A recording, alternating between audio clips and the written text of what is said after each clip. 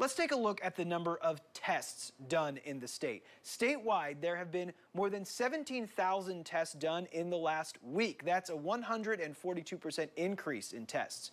MU Healthcare and Boone Hospital have done about 1,100 of those tests. In total, the two hospitals have done 13% of all of the tests done in Missouri.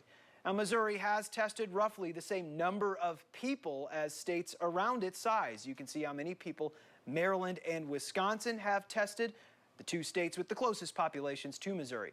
Now, the combined total of all of those tested in those three states is still several thousand people fewer than the entire population of the city of Columbia.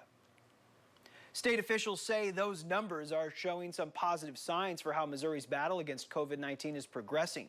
ABC 17's Joe McLean was in Jefferson City as state health leaders looked at the latest data. Infectious disease experts said today social distancing in Missouri is having a big effect on slowing down the spread of new infections.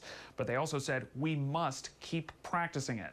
Dr. Stephen Witt, infectious disease expert with the University of Missouri Healthcare, said the rate of new infections has leveled off. Hospitals are able to keep up with the spread, and that more people are now in the recovery phase than the number of new infections. Meanwhile, Missouri's Director of Health and Senior Services said there's more encouraging news. For the first time before March 23rd, we had no tests come back positive today from our state lab, and those are done in real time. Those are done in 24 hours. Williams said positive tests done in private labs did jump by around 300, but said that may represent tests from more than just one day.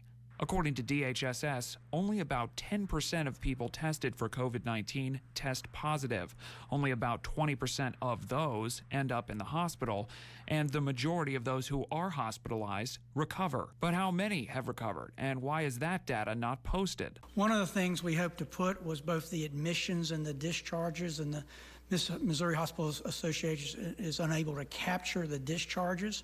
So we do know how many people are being admitted, but not how many are being discharged from the hospital. Based on data from other states, though, William estimates about 75% are released from medical care. The governor's next COVID-19 update is scheduled for 3 p.m. tomorrow. In Jefferson City, Joe McLean, ABC 17 News.